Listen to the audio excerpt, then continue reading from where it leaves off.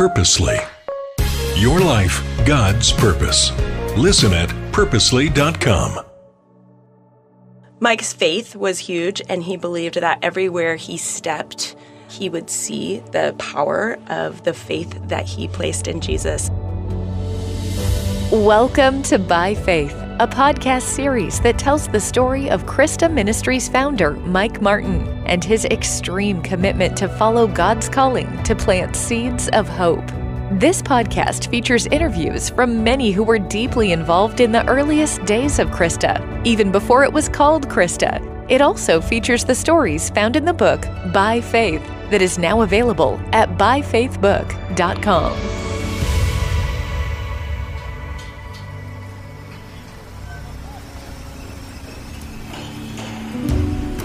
As 1948 turned to 1949, the Martins, along with their faithful team of volunteers, continued the work of transforming Verland into the vision God had given them for King's Garden. Around that same time, as Mike met with the county commissioners in an attempt to finalize the lease paperwork at $1 a year for 5 years, the county came to him with what, at the onset, seemed a strange request. Would the Martins consider starting a home for the elderly in connection with their home for teenagers? The county asked for 2 reasons. 1, there was a great need in the Seattle area for elderly homes. And 2, the income from such a place would help the ministry financially. As with many aspects of the By Faith story, Mike and Viv set out down the path God was leading them, even when they couldn't yet discern the ultimate destination. So began the first of CRISTA's eventual many-membered family of ministries, CRISTA Senior Living. Back then, in 1949, the senior living community was simply called the Rest Home. Viv fondly remembers those years at the Rest Home, getting acquainted with each elderly resident as they moved in and introducing them to Christ if they didn't yet know Him as Savior.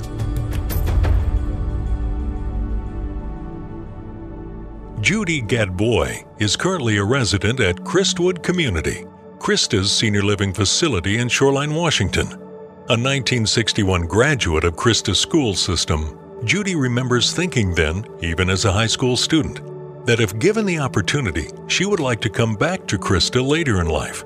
Now, Judy is doing just that, serving and loving her fellow residents, and truly living out CRISTA's mission of Christianity in action.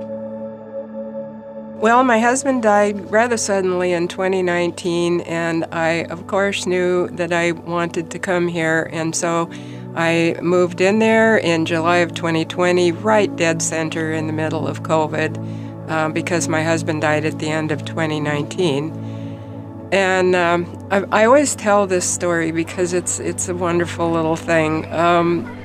When I was in the high school, the same school which is still there now, I used to sit on the front stairs and I'd look across the lawn because the nursing home was right close there across the lawn from us.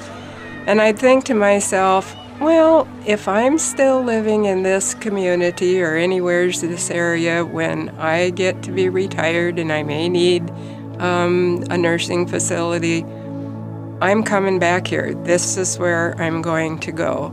So when I moved to CRISTA, of course it was in the middle of COVID and we couldn't do anything for about that first year, but I prayed a lot about what was my ministry going to be now, because now I was a different person in a different place. What was ministry going to mean to me? Well, first of all, everybody at Crestwood Park they're just so friendly. You cannot walk down the halls without 10 people saying hello, giving you a smile, giving you a warm welcome. And so I determined that there would be ministry for me in this setting. I just didn't know what it was. And little by little, the Lord has brought me into various situations, one of which, this sounds kind of funny, but there are 15 different floors of the 3 buildings down here, and each one has a laundry room, because it's independent living and we have to do our own laundry. It's kind of a necessity. There needs to be somebody, there are monitors on each floor that help the people get initiated with how to do things, but there needs to be an overseer that kind of manages the program. And I got asked to do that. And my first thought was, really? This is ministry? But it's the small things in life that the Lord takes us to that really help us grow, that really allow us to minister in the ways He has intended for us. And this has actually become a ministry for me. I've gotten to know so many people through being a part of that, and so that's become a major part. Another part is a writing class. I'm a writer, and so writing is what I do. I write encouragement and inspirational articles. And there's a writing class that I'm involved in part of that. I also have opportunities to set up microphones and set up rooms for different classes and programs. I just try and give a hand wherever I can, and it's been wonderful getting to know all the people and the staff. The staff is a treasure of heaven. They love the Lord. They love serving us. We love them. Everything about the senior living here is, like I say, it's a blessing of the Lord. I think all of us feel that way. There's no place on earth that we would rather be. The benefit of the rest home to King's Garden went far beyond the 2 reasons given by the county for opening the home in the first place. Yes, CRISTA Senior Living provided a place to house the aging in the area.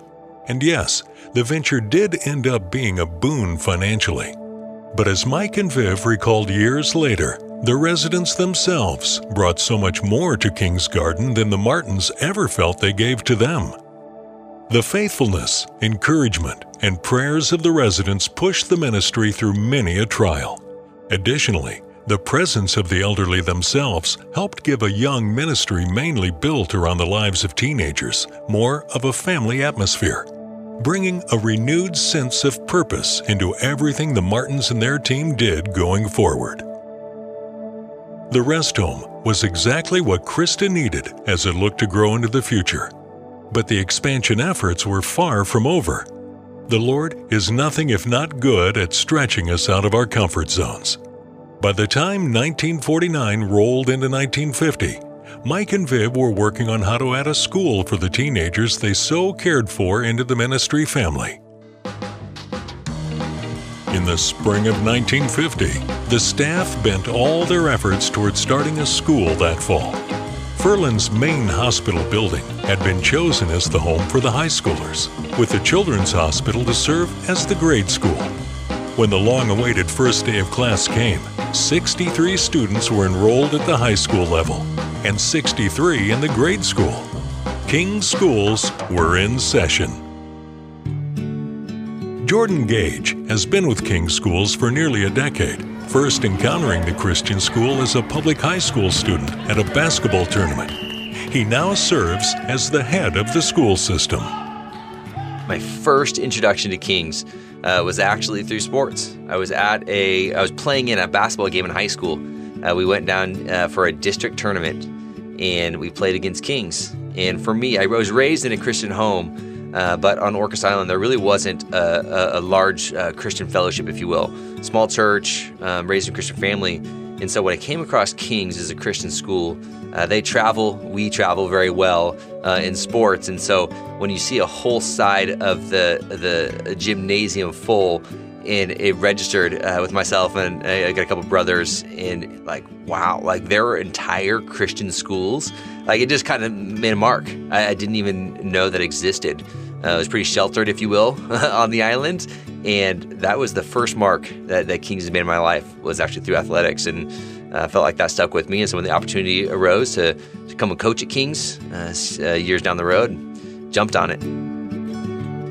Though he didn't know then what the whole story of King's schools looked like, after serving as first a coach and now as an administrator, Jordan said he was struck by the amount of faith it took to turn Mike's vision into the beacon of Christian education King's has become today. Certainly there's an element of just understanding the legacy. And even when I first came to King's, that was an important part of what drew me to King's, and feeling a part of CRISTA Ministries as a whole, and just realizing the scope of the vision of Mike Martin and what that meant. And then, of course, King's is a huge part of that, right? Beginning as King's Teens, that's where it started. Mike having a heart to feed the kids the gospel and see the impact that had. And so, I see that and I feel that in our current ministry. And really, incredible for Mike Martin to step into the work he did and in understanding, again, not different than today at all, that we are all deprived of the gospel, and the only hope for any change, for any impact is through the hope of Jesus, right? And so with the world around us, even then, working with students and teens from broken homes or different situations or challenging environments, and we're all in that same situation today, right? We're broken, separated from the Lord. We need Christ. I actually, in this process of just kind of preparing for this and also just understanding the legacy, I found an old document, and again, I think it's a reprint, but from that very first of our second school year. And it's the kind of what I brought in with me. And there's this part. Do you mind if I read a little part that's just, incredible with what I was reading, connecting to? And there's lots of just gold in here of what the legacy is to what we do today. And it's incredible to tie. But there's this part that sticks out to me, this sentence, single sentence: through the faith and much prayer on the part of God-fearing people, this school has become a reality. And so not only has it become a reality, through the same thing, through faith in God-fearing people, Kings has become what it is today. And so that piece of it for me, and even some of the different stories and how we acquired this land and what the vision was, has stood out to be the foundational piece of where we're going in the future. That first King school year, 7 seniors graduated from the school. The next year, 14 graduated. The third year, 21. The fourth year, 28 seniors walked across the graduation stage. Mike thought of these numbers not as simply representing the success of the school and God's continued faithfulness year after year, but also as a special shared moment between him and God. 7 being commonly known as God's number, the multiple of 7 each year, serving as a special reminder of Mike's vision for the school coming to fruition. Jordan believes it's what Mike aimed to do differently at King's that really sets the school apart from other institutions, and what has kept them faithful to that vision since the first graduating class of 1950. I've always gravitated towards just being a little different, right? I've always gravitated towards not just walking in the direction that culture, society has you, but I think Christ has called us to be different. And I felt that at King's. I felt that as part of the community here and the impact. And then when I came on staff as a full-time staff member, I had an opportunity to come here to teach. And so I got a chance to work, again, now be on more of the inside of it, with some colleagues and starting to understand the mission and vision of this place, and even at a broader scope, like what CRISTA actually entailed. I didn't quite even grasp that at that point. And so kind of understanding the story of Mike Martin, understanding, what the different, the roles the different ministries play. And there's nothing else like this that I'm aware of that operates like this across this country. In particular, like a school that has this kind of structure in mission and vision connected to the family of ministries that we are. And so that, again, from the inside, I've always been passionate about it. I've always been excited to see and explore what more CRISTA had to offer, and of course, leadership. At that point in my life, I wanted to pursue leading, and I felt like God called me to lead in that way. And very much inspired by Mike Martin and what the vision is here and what Christ has called CRISTA to be in this place, in this region, in this city. I felt very much called to the fire, and I love what we're doing here. As the school took shape and students continued to thrive, not only academically, but also in their personal relationships with Jesus, Mike saw his heart for young people coming to know the Lord realized in King schools. But as was true in many aspects of his life and ministry, Mike felt there were still students to reach, still more lives to impact, before the full vision could be realized.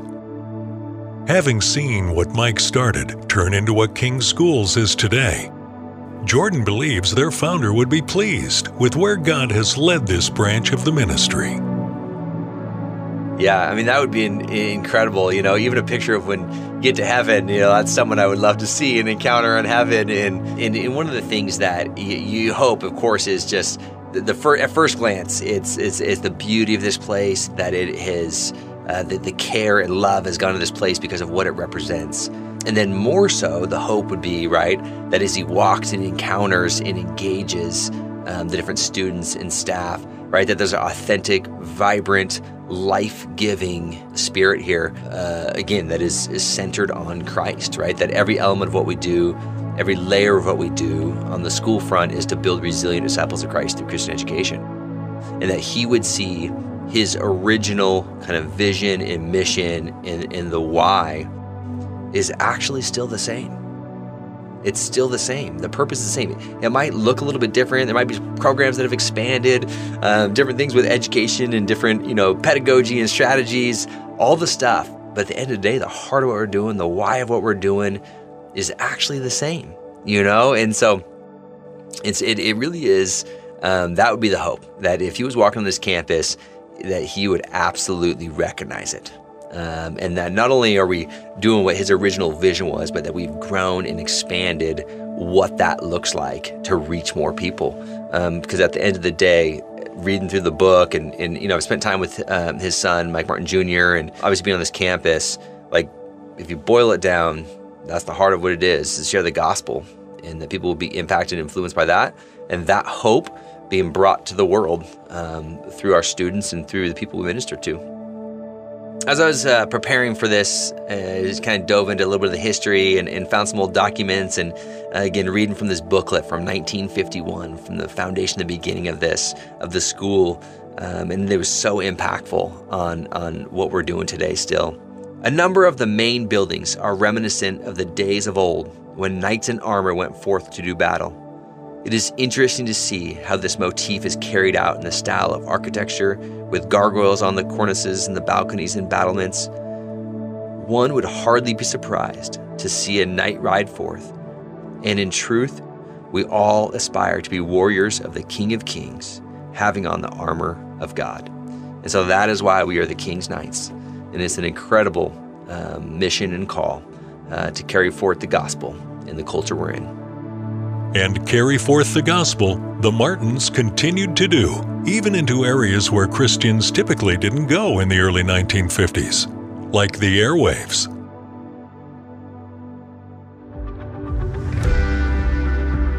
This podcast is based off By Faith, the story of King's Garden.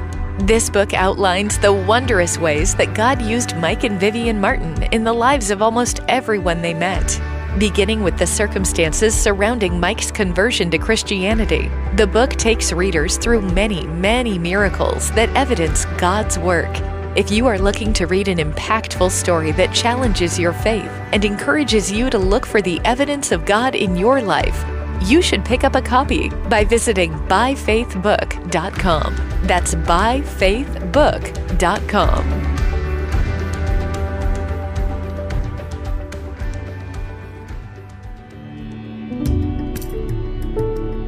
Jana Hanberg has been with CRISTA for 16 years now and currently serves as the Vice President of Media.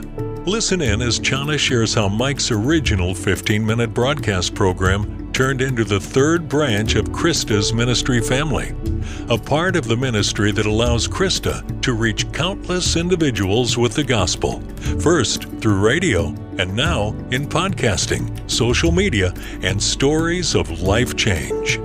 I'm intrigued by this story because there's so many layers to how God provided in miraculous ways. It started because Mike Martin had a 15-minute program. He purchased it on another radio station in Seattle, and he would have a couple songs and he'd have the gospel message. And he got a notice from that radio station, a 30-day written notice saying, hey, you're off the air. We do not want any religious programming on the air. He went to all the other radio stations locally in the market, and it was a policy that they had agreed to in Seattle not to have religious programming on the air. So, Mike was a person of faith. And of course, the first thing he did was went to the Lord. And he literally prayed, Lord, what do you want me to do about this? And he heard from God that he should have a Christian radio station. From that moment, he was really assured from being answered that prayer immediately. And he stopped asking for a Christian radio station, and he actually was just thanking God for the ability to walk into getting a Christian radio station. He did not have one yet. He just was thanking God. He wasn't even continuing to ask in his prayers. So he had a friend that was an engineer, and he was a radio engineer, and he went to lunch with him and learned everything he could about radio business. And he started to fill out an application to get 6:30 a.m. on the dial.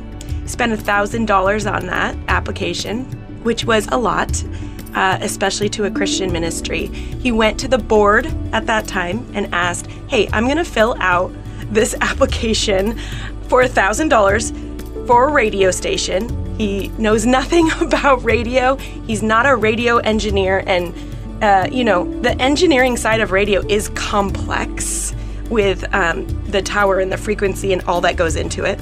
So the board said if he could raise the $1,000 within that month, that they would agree to put in the application. And God answered that immediately.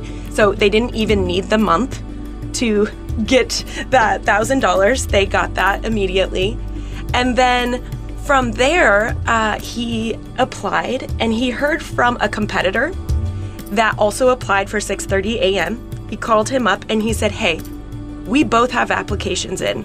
The FCC, which is basically our media they govern media. The FCC will not allow us both to have our applications in. We're going to have to go to Washington, D.C. We're going to have a hearing. It's going to be expensive. It's going to cost us a lot of resources. I'll give you $5,000 if you withdraw your application. And so Mike responded to him in a really calm way, but said essentially that he's not going to withdraw. And actually, he's going to be praying over him withdrawing his application, and that the Lord is going to provide him this radio station. And thank you so much. So that gentleman was very upset. He hung up the phone. He was not happy. He said, what does the Lord have to do with this? I think that was the quote from the book. And a week or two later, he withdrew. So miracles upon miracles happened. He heard, and we received the license, which was really amazing to be able to get a radio license in Seattle from someone that knew nothing about radio. Whenever the radio ministry would encounter problems, like the ones Mike faced when he initially started the ministry, the Martins would go to the Lord in prayer, God assuring Mike on multiple occasions that he, the Lord, would be the radio engineer. Mike simply needed to take his orders from him. Mike's faith was huge, and he believed that everywhere he stepped, he would see the power of the faith that he placed in Jesus. And in media, we believe in it this way. It's not physical stepping per se. I mean, our product is completely invisible, but it's the power of stories and how far we can launch those stories about Jesus to so many people. So on the radio, and then digitally, our prayer platform online, our blogging, our podcasting, it's kind of like this digital footprint that we get to step into and see where God's faith is going to deliver. From its inception, King's Garden was very missionary-minded. Even before the Martins moved the ministry out to Furland, the King's Teens Clubs worked to raise money for local missionaries and international causes. So when the opportunity came to branch into both the local mission field and that across the world, it's hard to imagine Mike and Viv closing that door. In 1962, King's Garden acquired Miracle Ranch, the start of which would become King's Camps. But even before that official launch, introducing kids to Jesus in a camp setting was already part of the ministry's heart, thanks to Mike's Summers Off with King's Teens. Eric Hendrickson has spent all of his 13 years with CRISTA as part of the camping arm of the ministry. Like he said in previous episodes, Eric loves how the camp's experience allows all who participate to experience Jesus in a different way than maybe they ever have before. Yeah, I mean, there's nothing better than right relationship with Jesus, right? So camps, you can hear Jesus anywhere, but camps is a place where we get into a listening posture. We're out there in God's beautiful creation. Our camps are on Horseshoe Lake with 100+ acres of horses and goats and chickens and ropes course, and you're just playing adventure, fun, and you're in a spot where you're like, this is amazing, and it just points to our good, all-loving, powerful Creator who made each of us in our mother's womb and knows us better than anyone. And it just opens up those listening ears. God gave us 2 ears and 1 mouth for a reason, and we listen to God's love for us, God's hope for us, God's purpose. We're created on purpose for Him. An original design of what He wants us to be and to be about. So camps has just been a place, a sanctuary, if you will, where people can come from their busy routine and just spend some time hearing from God.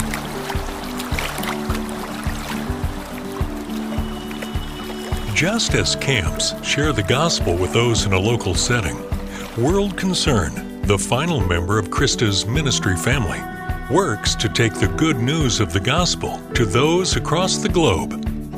All together, these 5 branches of the larger CRISTA Ministries, CRISTA Senior Living, King's Schools, CRISTA Media, CRISTA Camps, and World Concern, fulfill Mike's God-given vision of sharing the gospel with everyone he encountered. In fact, if Mike could see where his dreams for King's Garden have gone today, he would most likely say God has fulfilled that vision and then some, as only God is apt to do. Eric said it best as he reflected back on how each member of this ministry family works together to become Christianity in action. There's a picture I love of just Christ in action, right? God uses incredibly His people to show His love and His hope and His healing. And so CRISTA, ought to be a place where you see Jesus just all over His hands and His feet. So you see that in World Concern, to the poorest of the poor. You see that in our media, which you're hearing over the airwaves, the hope of Jesus. You see that in our schools, where you're just getting that discipleship and education of your identity in Christ. You see that in senior living, where you're wanting to finish your days strong, knowing the Lord. And camps is a place where you get in that listening posture. You hear what the Lord wants for your life. But though these ministries continue to thrive today and will into the future, Mike's own story is far from over. This faithful servant of the King still has some giants to conquer, critics to silence, and mouths of lions to shut before this miraculous, by faith story has reached its final conclusion.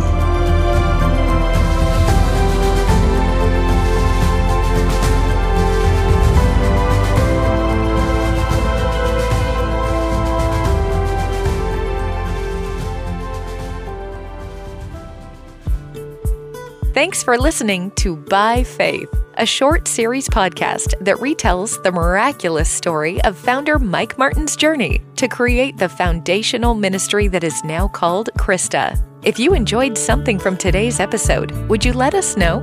You can do that by leaving a review on this podcast or by reaching out to us at purposely.com. World Concern has been part of the CRISTA family since 1970. When you reach the end of the road, that's where you will find World Concern. Working in some of the most neglected regions in the world, World Concern helps families flourish and communities regain hope and stability. It's more than food and shelter. It's life-sustaining skills and the compassion and love of Jesus Christ. Get involved with World Concern by visiting worldconcern.org.